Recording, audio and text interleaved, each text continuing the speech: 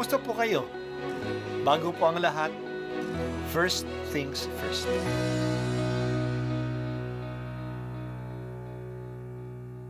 Good morning po. Sinisimulan po natin ngayon ang first things first. At dito po, tinatalakay natin sa unang bahagi ng umaga natin ay ang first readings na binabasa po sa banal na misa. Ito pong tinatalakay natin kasi madalas po kasi marami na tayong alam tungkol sa gospel readings. Pero konti po ang nagsasalita sa first readings. Pero ang first readings, bahagi din po yan ng Biblia, ng banal na kasulatan.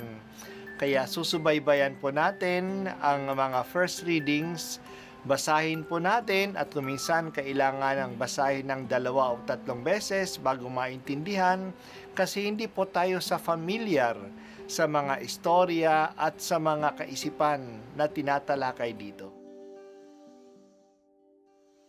Ang pagbasa mula sa mga gawa ng mga apostol. Nung mga araw na iyon, may ilang taong dumating sa Antioquia mula sa Judea at itinuro sa mga alagad ang ganito. Kapag hindi kayo nagpatuli ayon sa kautusan ni Moises, hindi kayo maliligtas. Tinutulan ito ni Pablo at Bernabe at naging mainitan ang kanilang pagtatalo tungkol dito. Kaya't napagkaisahang papuntahin sa Jerusalem sina Pablo at Bernabe at ang ilan pang kapatid sa Antioquia upang makipagkita sa mga apostol at sa matatanda tungkol sa suliraning ito. Sinugo nga sila ng simbahan at pagdaan nila sa Phoenicia at Samaria. Ibinalita nila ang pagkahikayat sa mga hentil. Ito'y labis na ikinagalak ng mga kapatid. Pagdating sa Jerusalem, malugod silang tinanggap ng mga apostol at matatanda at ng buong simbahan. At isinalaysay nila ang lahat ng isinagawa ng Diyos sa pamamagitan nila. Ngunit tumindig ang ilang mananampalataya kabilang sa pangkat ng mga Pariseo at ang sabi nila, kailangang tuliin ang mga hentil na sumasampalataya at utusang tumupad sa kautusan ni Moises. Nagpulong ang mga apostol at ang matatanda upang pag-aralan ang suliraning ito. Ang salita ng Diyos. Salamat sa Diyos. Noong mga nakaraang linggo, nakita natin ang isang problema na naharap ng mga Kristiyano sa Jerusalem. Yan ay isang pastoral problem. Hindi nabibigyan ng sapat na atensyon ang isang grupo ng mga Kristiyano sa pagbibigay ng pagkain sa kanilang mga balo. Nasolusyonan iyon sa pagtatag ng bagong ministry, ang mga deacons na silang mangangalaga ng social work ng simbahan.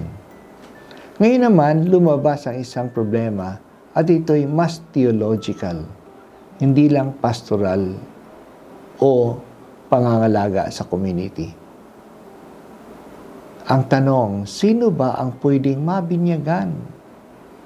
Ito'y nangangahulugan na sino ba ang maaaring maging Kristiyano? May mga strikto na mga Hudyo na naging Kristiyano at ang kanilang pagiging strikto ay dala-dala nila.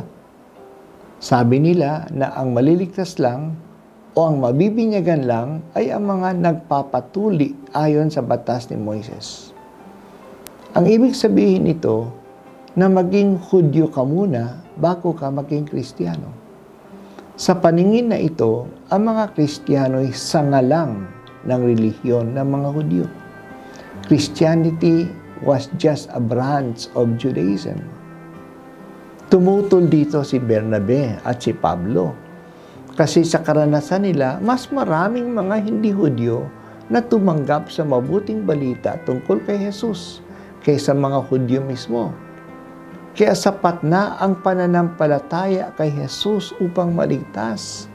Hindi na kailangan magpatuli at sumunod sa mga batas ni Moises. Hindi nila ma-resolve ang problemang ito sa Antioquia. Pinadala nila si Bernabe at Pablo at ang iba pang mga kapatid sa Jerusalem upang isangguni ang bagay na ito sa mga apostol. Kaya noon pa man, kinikilala na ng mga Kristiyano ang authority ng mga apostol. lalo na ang authority ni Pedro. Sa pagpunta ni Bernabe at Pablo sa Jerusalem, sa lahat ng dinadaanan nila, kanilang ibinalita ang kanilang pagmimisyon sa Sipre, sa Pamphylia, sa Pisidia at sa Cilicia. Yan ay mga Roman provinces. Marami ang natuwa nung marinig nila na maraming mga pagano ang naniwala na kay Kristo. Pero nandyan pa rin ang oposisyon. Kahit na sa Jerusalem, pinag-uusapan ito ng mga apostol at ng mga elders na nandoon sa Jerusalem. Si Bernabe at si Pablo ay patuloy na naging saksi sa pagkilos ng Diyos. Binabalita nila ang kanilang karanasan sa kanilang pagmimisyon na maraming hindi Hudyo ang may kakahandaan na tanggapin ang magandang balita tungkol kay Jesus. Kung ang pananampalataya ay biyaya ng Diyos, marami ang nabibiyayaan ng pananampalataya. Marami ang natutuwa sa magandang balitang ito. Nakita nila na ang kaligtasan ay para sa lahat. Pero mahirap itong matanggap ng mga naniniwala na mahalaga ang relihiyon ng mga Hudyo. Ang mga ito na tinatawag na mga Judaizers ay naniniwala na si Jesus nga ay ang Kristo, ang katuparan ng mga pangako ng Diyos. Pero sa tingin nila, ngunit ang tingin nila na Hudyo pa rin sila, na kailangan na dumaan muna sa pagka-Hudyo, sa pagpatuli, ang lahat bago matanggap na si Jesus ay ang Kristo. Magandang tingnan paano na-resolve ng simbahan ang problemang ito. Una, nag-refer sila sa central authority. Kailangan nilang pumunta sa Jerusalem at kausapin ang mga apostol. Sa ganitong paraan, pinanatili nila ang pagkakaisa ng simbahan. Pangalawa, pinag-usapan nila ang bagay na ito. Sinikap nilang unawain ang issue at tingnan ayon sa salita ng Diyos. Pero hindi sila nanatili sa pag-uusap lang.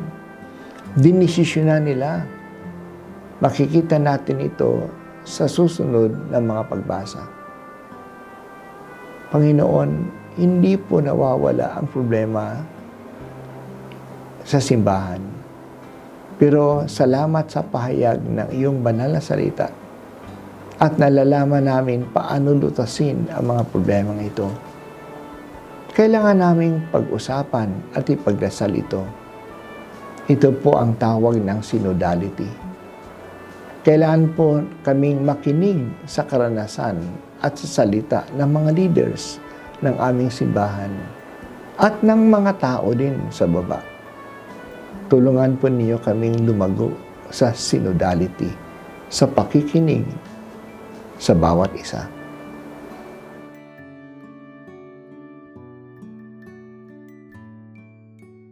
At ako po ay si Bishop Broderick Pabilio dito sa First Things First.